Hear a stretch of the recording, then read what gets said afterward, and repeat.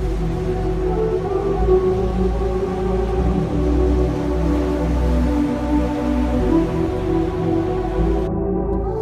my god, that's so bright. Morning all. I'm so stiff today. My back, my shoulders, after Super Saturday and then Elise's programming of Shit Yourself Sunday, my back and shoulders definitely need a bit of a stretch and a warm up and a bit of mobility. So that's probably what I'm going to do today's video on. So we just listened to Radio 1 on the way down to Marsh Barton. They were saying about, as a bold man, I'm bold, hello, do you have to, where does the face washing routine stop? Or do you stop washing your face and start washing your head? Neither of which I can confirm.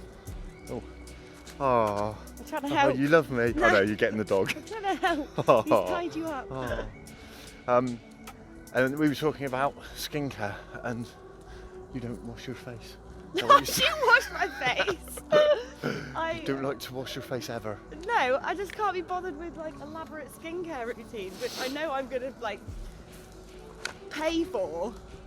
As in, like, I think most women at least do the whole cleanse, tone and moisturise thing. Wow, it's got a triple trifecta name. Yeah. Cleanse, like, tone and well, moisturise. no, I don't know, that's probably a fairly like 20 years ago, but like, okay. I think most women, I don't know, I don't even know what they do. There's like 20 different products you're supposed to put on your face before you go to bed. I sweat my makeup off at the gym. Yeah. Wash my face with shower gel. Yeah. And then if I feel crispy, put coconut oil on. Like, I'm actually 12. God, in that case, I'm actually going to jail. I just can't be bothered with it. It just doesn't feel like I should spend 20 minutes before bed putting stuff on my face that I'm just going to wash off in the morning. I don't know. Probably really wish I had. Maybe I'd have less of the ultimately insulting combination of spots and wrinkles at the age of 32. Oh, I think you look lovely. One of our really good friends, Millie, has just bought a mask. I'll insert a picture where this light is so bright. I've got one of these like camera holding things and it's blinding me. I can't see where I'm going. I'll have to turn this off. But before I turn it off, Millie's got a mask that has like UV lights and collagen regeneration lights on it. Looks like you're on a Tron video game, so I might have to buy one. She already has lovely skin. She's got lovely skin. And as a person who's not very good about caring about skin, I can look at another human and be like, oh, they've got lovely skin. It's got lovely I wish skin. I'd taken care of my skin. Well, you need to wash it. I'll start washing Right. all the time. I need to turn this off. I can't see where I'm going.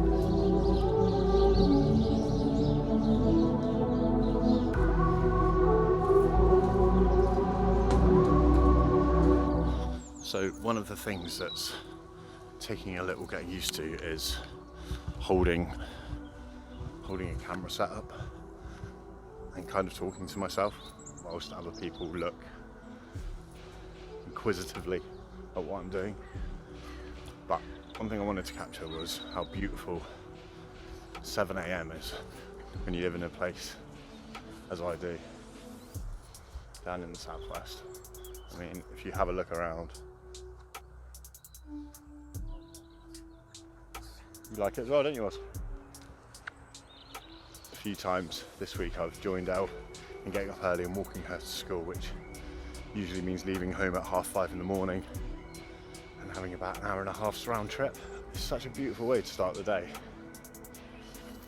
especially in your 40s, because when you wake up things ache. Like my back aches all the time, and like with the training my shoulders will hurt, my traps, and my legs, quads will hurt, and just getting up and just moving your body, just walking, it's lovely. It really, really helps. I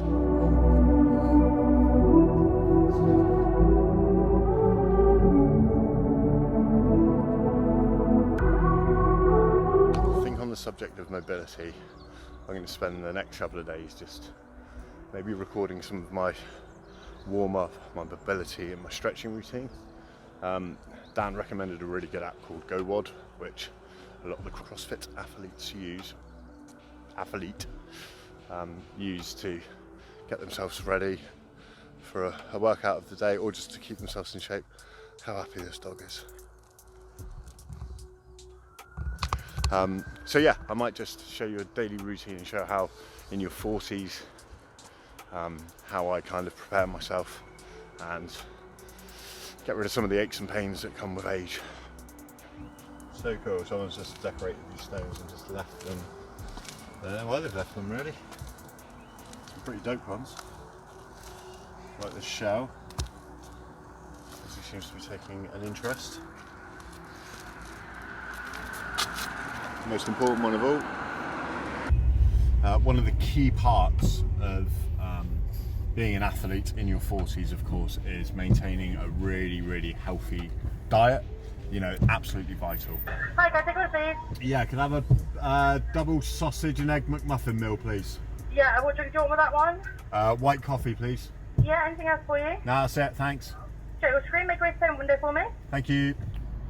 Also, part of being an athlete's pug who walked 4.5 miles, no, 4 miles, okay, not the half, 4 miles before 7 a.m. is that I get a little tiny bit of a beef patty, just a little bit, just a little tiny. Oh, that nice? Come on then. In you come. You're not coming in? What? No. Okay, so as we spoke about this morning, like being in your 40s and trying to do something at as quite high intensity as CrossFit can leave you with numerous aches and pains, as well as just being middle-aged. Like just getting out of bed hurts your back. I'm always sore from stuff, so I thought it'd be a good idea just to show you the kind of stretching and mobility work that I do that helps me not be in pain for one, but also be able to perform in the workouts of the day, as well as push myself as hard as I can. So for me, my problem is my lower back. Always been my lower back, always will be my lower back. So we'll start with the lower back. I don't know what half of these are called, so this isn't an instructional video, this isn't to be naming exactly what it's doing to my thoracic spine or whatever, I don't know. But it's just something that really seems to help me, okay?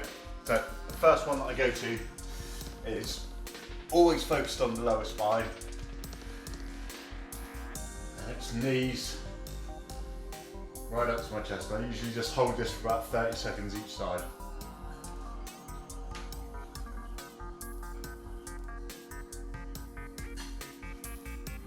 I then go for this one. Again, I don't know what it's called.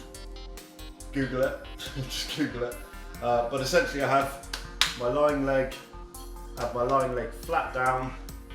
I bring the leg on top of my left leg, so my foot's gonna go behind my knee. I bring the knee over and put it down to the ground.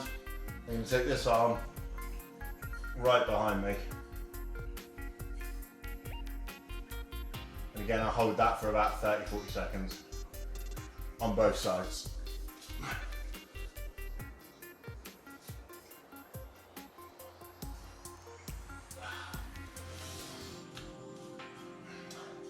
Another one that I saw on a YouTube video that really helps is to bring your knees together, feet together, to hold your shin bones, and then almost to roll your spine.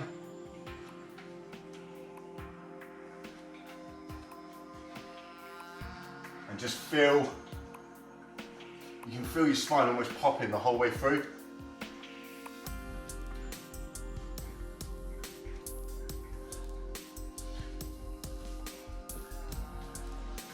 From that, I usually transition into a cat-cow, which is this, everyone knows this one. So you almost dip your lower back in, and then as you breathe out, up into the cow. So rounding your spine right up, pushing up, arms straight, knees straight, pushing your back up into the sky, and then butt back.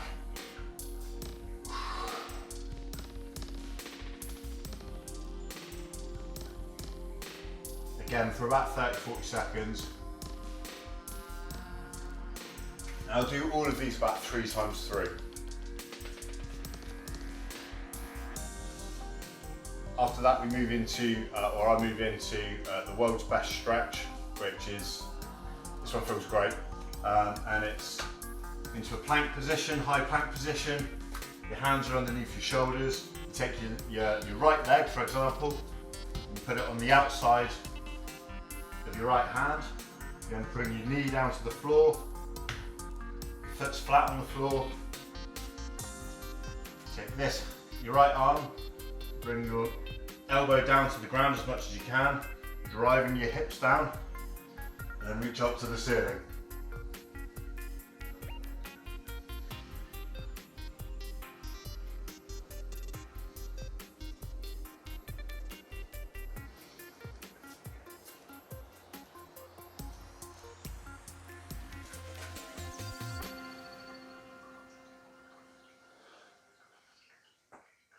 Oh, did you hear that?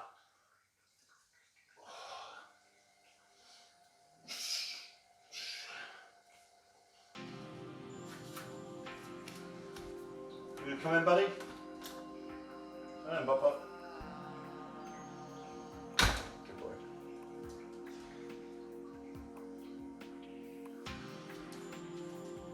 The next one that we do again is I think this is for. This seems to open up the groin, glutes, your quads. Seems to open. It's the pigeon stretch, I think it's called.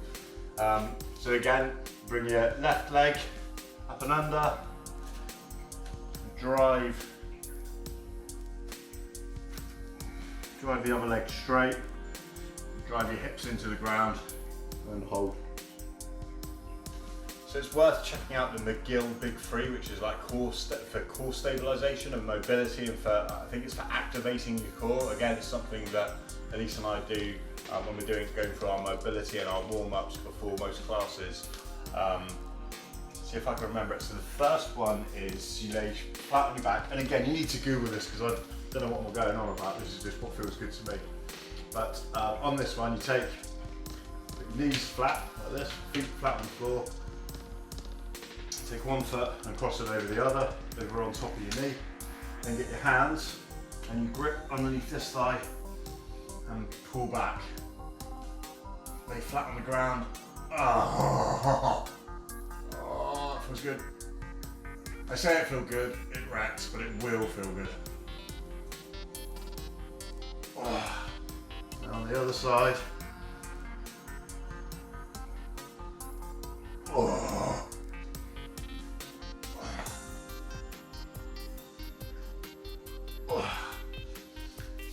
That's the first one. Second one is cat cow again, so we've been through this already. But it feels nice, so I'm going to do it again. Oh.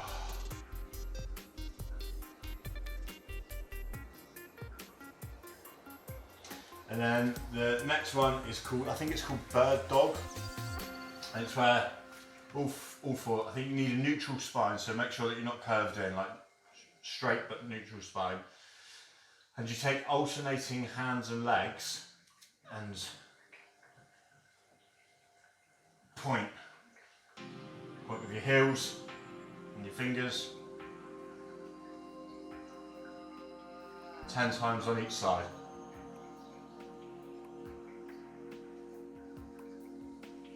I think another part of it, and I don't know what the big 3 are, I'm useless, I don't know what the big 3 are, but there's the side plank as well. Again, this activates it up, but just to lift your hips, put your elbow underneath your shoulder, nice and straight. Hips are up off the floor, one foot on top of another, and just hold. And that's activating all of my core, like I can proper feel that already.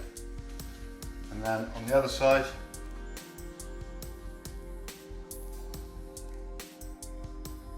and I'm just going to hold that. Let your core start firing up.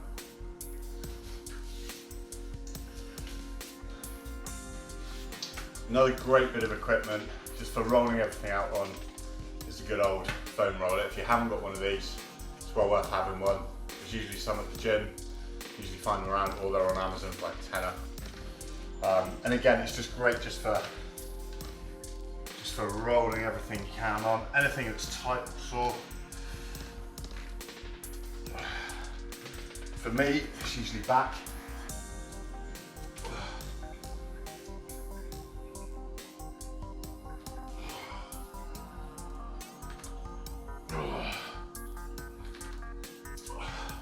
Feels good. Another one for core activation. I don't know what this is called, but I'm going to call it the thruster for obvious reasons. But again, you're just activating your glutes. Again, you're just activating your glutes,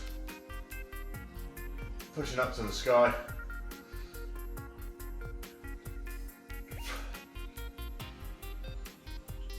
Not too fast, you kind of want your glutes to start burning.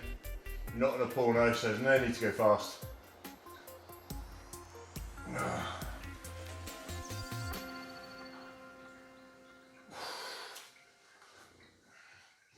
that's pretty much it. That's what I go through. There's loads of other stuff like wrist warm-ups, but my wrist is hurting quite a lot, so I'm not even going to bother with that. So yeah, so just worth doing, you know, find something that works for you, something that warms up your body and stretches it out where you need it to. Like I said, for me it's my back, so I find that doing this pretty much daily really helps me, and that's how I warm up. It really helps me. So yeah, if you're not stretching or mobilizing or activating your core, then get into it, and I think you'll thank yourself. And that's it. So I hope you enjoyed this one. Again, short and sweet and to the point. And yeah, I'll probably be back at the end of the week with another training video. Cheers.